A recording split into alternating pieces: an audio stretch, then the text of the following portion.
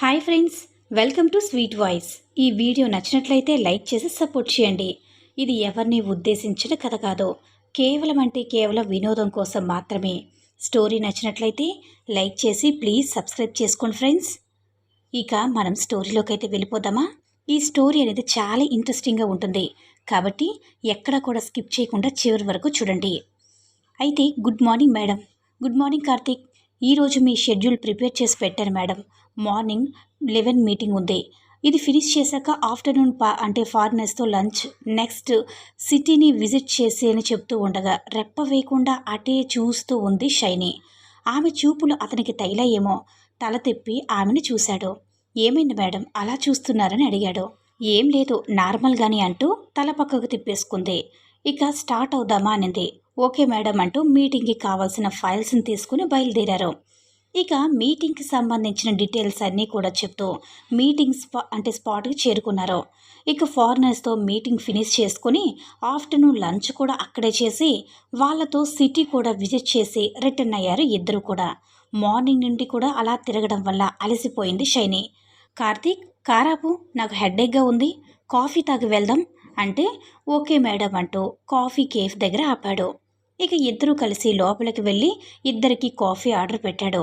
వేడివేడి coffee SIP చేస్తుంటే ప్రశాంతంగా అనిపించింది. ఎదురుగా ఉన్న కార్తీక్ని చూస్తుంది షైనీ. అతడు ఎటో చూస్తూ కాఫీ తాగుతున్నాడు. ఆమె చూపులను గమనించలేనంత చిన్న పిల్లాడేం కాదుగా. ఆమెను చూస్తున్న చూపులు ఏమాత్రం కూడా పట్టించుకోలేదు. అతని ముందు టేబుల్పై ఉన్న అతని చేతిని పట్టుకుంది షైనీ. తల తిప్పి ఆమెను చూసి షాక్ అయి చూస్తున్నాడు. ఏంటి అలా చేస్తున్నావు అని అడిగింది. ఏమైంది మేడం అలా పట్టుకున్నారు?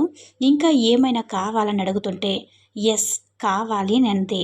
ఏం కావాలి మేడం? నువ్వే కావాలి అంది షైనీ. ఒక్కసారిగా గుడ్లు పెద్దవి చేసుకొని ఆమె మాటల్ని ఆశ్చర్యంగా చూస్తున్నాడు. ఏంటి అలా చూస్తున్నావు? నువ్వు కావాలి నాకు ఇస్తావా? నిన్ను నాకు అని అడిగింది. మీరు ఏం మాట్లాడుతున్నారు మేడం? నాకు ఆల్రెడీ పెళ్ళైపోయింది. నాకు కాలేదు కార్తీక్.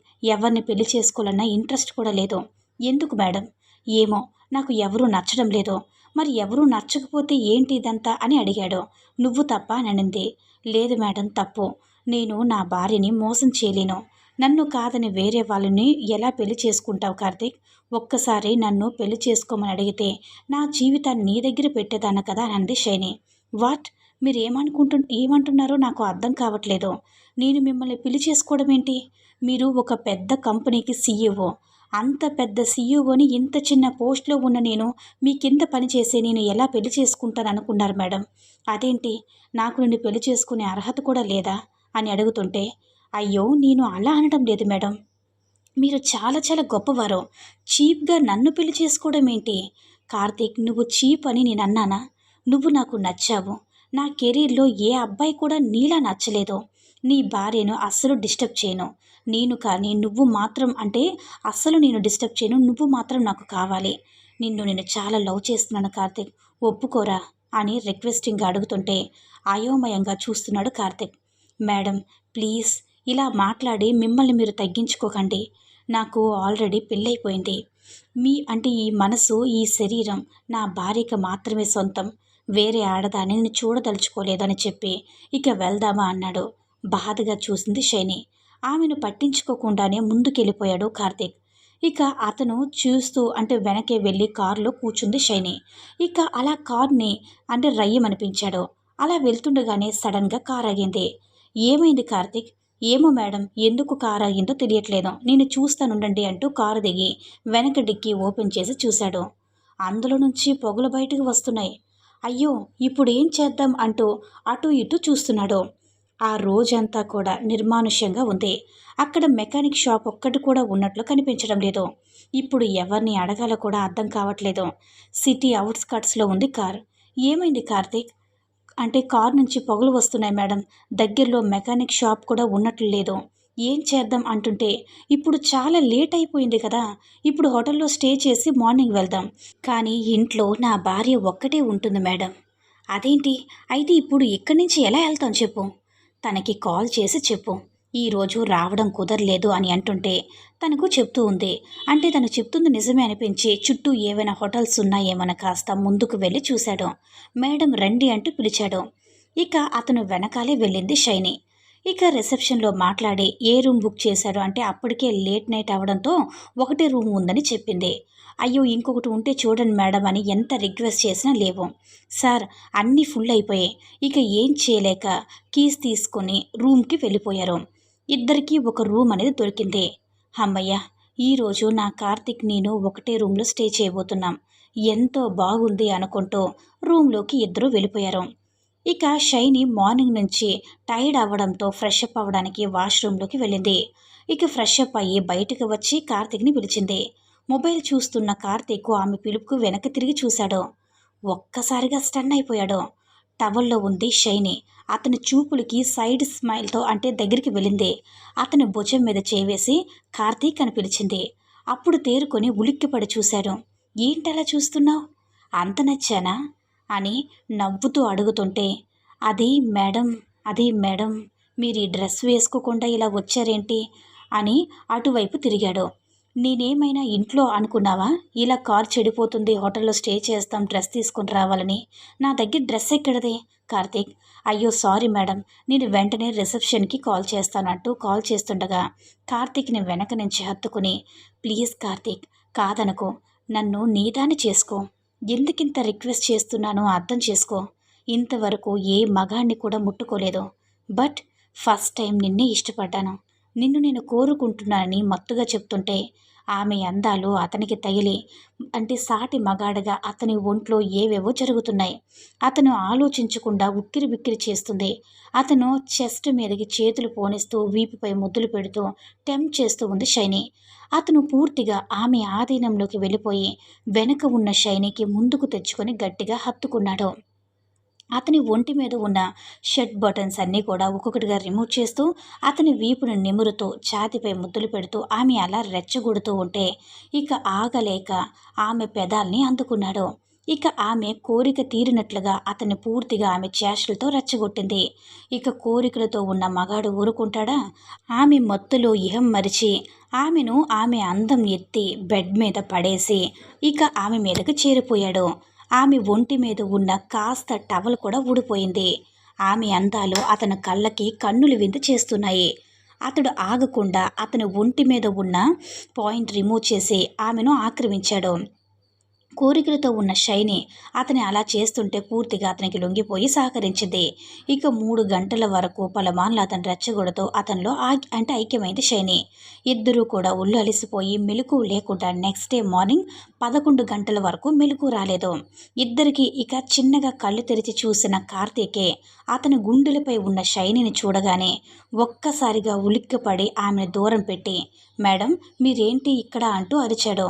అదేంటి కార్తీక్, రాత్రి చేసిందంతా చేసి ఇలా మాట్లాడుతున్నావు? నేను ఎంత వద్దన్నా కూడా నువ్వు నా మాట విన్నావా? నేను ఫ్రెష్ అయ్యి రాగానే నా మీద పడిపోయావు.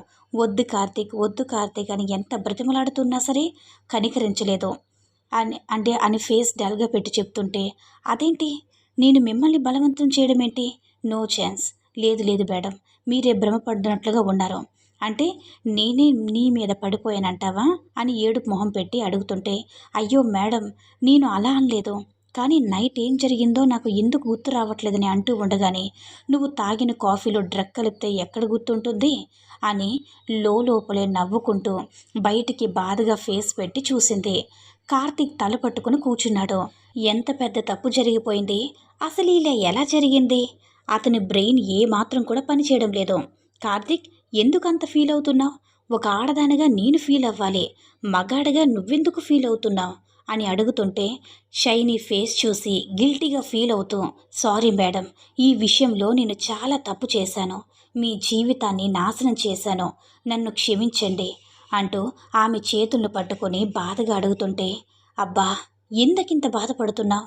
ఇదంతా చేసింది నేనే, కావాలని చేశాను, నువ్విలా బాధపడుతుంటే నేను చూడలేకపోతున్నాను, బాధపడుకురా, నీతో కలిసిన మూమెంట్స్ని జీవితాంతం గుర్తుపెట్టుకుంటాను, ఇక నీ జీవితానికి ఈ ఒక్క రాత్రి స్వీట్ మెమరీగా గుర్తుండిపోతుందని మనసులో అనుకుంటూ అలా బాధపడకు, నేను ఫీల్ అవ్వట్లేదు, నువ్వు కూడా ఫీల్ అవ్వకు, ఇది ఇక్కడితో మర్చిపోదాం, ఏమీ జరగలేదని మన లైఫ్ని ఇంతకు ముందులా బ్రతుకుదాం, నువ్వు అలా బాధపడుతుంటే నేను చూడలేకపోతున్నాను, సర్లే ఇక ఏమి కూడా ఆలోచించకుండా వెళ్దాం పద అంటూ అక్కడి నుంచి బయలుదేరిపోయారు.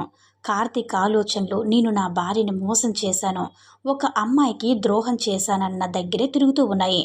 ఉక్కిరి బిక్కిరి అవుతుంది. అతని మనసు ఇంకా ఆఫీస్కి వెళ్ళాలనిపించగా డైరెక్ట్గా ఇంటికి వెళ్ళిపోయారు. ఏంటండి, ఇంటికి నైట్ ఎందుకు రాలేదో అని నవ్వుతూ ఎదురొచ్చింది Karthik wife Kalyani. Office work మీద బయటికి వెళ్ళాను కళ్యాణి, ఎదురు చూసావా? సారీరా, నాకు ఇష్టమైన వంట చేయి, నేను ఫ్రెష్ అప్ అయి వస్తానంటూ వాష్రూమ్కి వెళ్ళిపోయాడు. అతని షర్ట్ రిమూవ్ చేసి చూస్తున్న అతనికి అతని శరీరంపై షైనీ పెట్టిన పంటి ఘాట్లు గుర్తులే ఉన్నాయన్నమాట. ఎర్రగా కనిపిస్తుంటే చాలా బాధేసింది.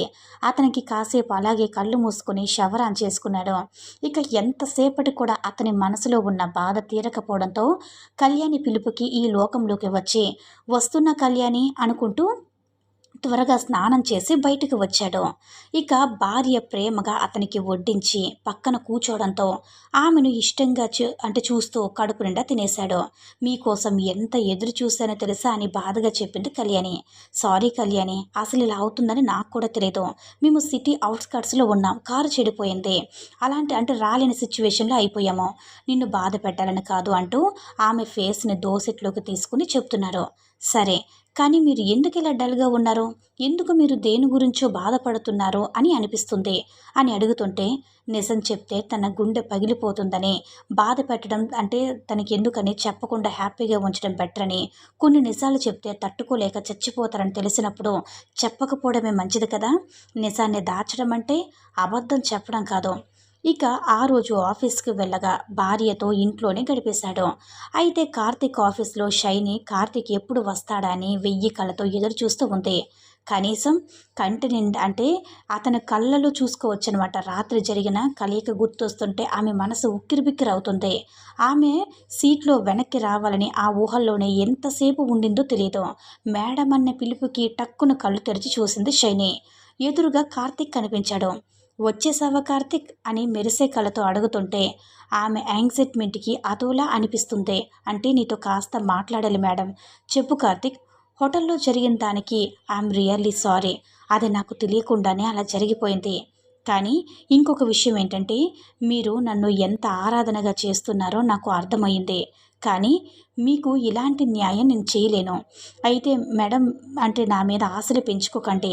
నా భార్యను మోసం చేసి మీతో ఉండలేను. కానీ మీ జీవితాన్ని నాశనం చేసినందుకు ఏం చేయాలో చెప్పండి, చేస్తాను అని అంటుంటే, అన్నీ నువ్వే చెప్పేశాక ఇక నేనేం మాట్లాడతాను కార్తీక్. నేను మనిషిని, నాకు మనసు ఉంది, నాకు ఫీలింగ్స్ ఎమోషన్స్ ఉంటాయి. నాకు అవన్నిటితో పని లేదు. నీకు నీ భార్య ఒక్కటి ఉంటే చాలు. ఎవరు ఎలా పోతే నీకేం? హోటల్లో నన్ను నీ దాన్ని చేసుకున్నావు. ఆ జ్ఞాపకాలు నన్ను వదిలేస్తాయని నువ్వెలా అనుకుంటున్నావు? అవన్నీ ఊరికే ఎలా మర్చిపోతాను? నువ్వు మర్చిపో అని చెప్పినంత ఈజీగా నేను మర్చిపోలేను కార్తీక్. నాకు నువ్వంటే ప్రాణం. నువ్వు ముట్టుకున్న ఈ శరీరం నాకు చాలా పవిత్రమైనది. ఇక నీ ముందు కూడా అంతే పవిత్రంగా ఉంటుంది. మళ్ళీ నీకు ఎప్పుడైనా నా మీద ఇష్టం కలిగి నన్ను ముట్టుకుంటే తప్ప అంటుంటే, మేడం మీరేం మాట్లాడుతున్నారో? నువ్వు నాకేం చెప్పొద్దు కార్తీక్. ఎందుకంటే నా ఫీలింగ్స్తో నీకు ఎలాంటి పనులే లేదు. నువ్వు హ్యాపీగా ఉన్నావు కదా, నాకు అంతే చాలు. నిన్ను ఇబ్బంది పెడుతున్నందుకు నన్ను క్షమించి కార్తీక్. హోటల్లో కలిసిన ఆ జ్ఞాపకాలు పదిలంగా నా గుండెల్లోనే దాచుకుంటాను. ఈ జీవితానికి అవి స్వీట్ మెమరీస్ అంతే. ఇక నువ్వు నా లైఫ్లో వేరే మగాడు కూడా తాకలేరు నువ్వు తప్ప అని చెప్పి నువ్వు గిల్టీగా ఫీల్ అయితే నేను తట్టుకోలేను. ఇంకోసారి సారీ సారీ అని చెప్పకు. నేను భరించలేకపోతున్నాను కార్తీక్. నువ్వు నాలో కరగడం నాకు చాలా ఇష్టం. అందుకే నువ్వు నన్ను హత్తుకుంటున్నా దూరం పెట్టలేకపోయాను. Love you Karthik. Love you so much. నీ లైఫ్లోకి నన్ను రానివ్వలేకపోయినా పర్వాలేదు, కానీ నా నుంచి దూరం మాత్రం వెళ్ళిపోకు. నేను ఒక్కరోజు కూడా నేను చూడకుండా ఉండలేను, బ్రతకలేను. కనీసం దూరం నుంచైనా సరే నేను చూసి సంతోషపడతాను. ఈ యొక్క హెల్ప్ చేయి చాలు అని చెప్పి అతని ఫేస్ని 2 చేతుల్లో తీసుకుని నుదుటిపై ముద్దు పెట్టి కన్నీళ్ళు పెట్టుకుంది షైని. ఆమె మాటలకి మనసులో మెలిపెట్టినట్టు అవుతుంది కార్తీక్కి. కానీ ఏం చేయలేని సిచ్యువేషన్లో ఉన్నాడు.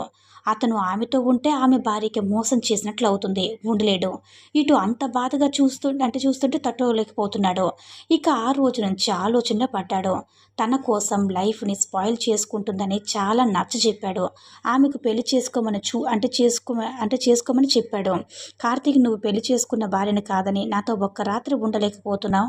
అలాంటిది నేను లైఫ్ లాంగ్ నిన్ను మనసులో పెట్టుకుని వేరే వాళ్ళతో ఇలా బ్రతుకుతానని ఎలా అనుకుంటున్నావు? ఎలా అయినా సరే ఉంటాను, కానీ పెళ్లి చేసుకోలేను కార్తీక్. నువ్వు నీ మనసులో కొంచెం చోటిస్తే గుండెల్లో పెట్టి చూసుకుంటాను విను అంటూ ఆమె మాటలకు కూడా సమాధానం లేదు. అతని దగ్గర సారీ మేడం, కానీ ఒక్కటి మాత్రం చెప్తాను, మీ లైఫ్ని నేను ఫుల్ఫిల్ చేయలేను, కానీ జీవితాంతం వెల్ విషర్గా ఉంటాను. ఒక స్నేహితుడు ఇలా ఉంటారంటుంటే చిన్నగా నవ్వింది. షైని, థ్యాంక్ యూ కార్తీక్, కనీసం ఫ్రెండ్గానైనా సరే ఉంటానందుకు. ఎందుకంటే నిన్ను దూరం చేసుకొని నిన్ను బ్రతకలేను, కాబట్టి ఎలా అయినా సరే నిన్ను రోజు చూస్తాను, ఆరాధిస్తానంటూ వాటిని బుగ్గకి ముద్దిచ్చి అక్కడి నుంచి వెళ్ళిపోయింది. అని వెళ్తున్న ఆమెను చూస్తూ ఉండిపోయాడు కార్తీక్. ఇంత పిచ్చిగా ప్రేమించే వాళ్ళు కూడా ఉంటారని ఈ కథ చూసిన తర్వాత నాకు కూడా తెలిసింది ఫ్రెండ్స్. ఈ కథ మీకు నచ్చిందని అనుకుంటున్నాను. ఈ వీడియో కనుక నచ్చినట్లయితే లైక్ చేసి షేర్ చేయండి. మరిన్ని వీడియోస్ కోసం మన ఛానల్ని సబ్స్క్రైబ్ చేసుకుని మాకు మరింతగా సపోర్ట్ చేయండి. మరొక ఇంట్రెస్టింగ్ స్టోరీతో మళ్ళీ కలుద్దాం. By bye friends.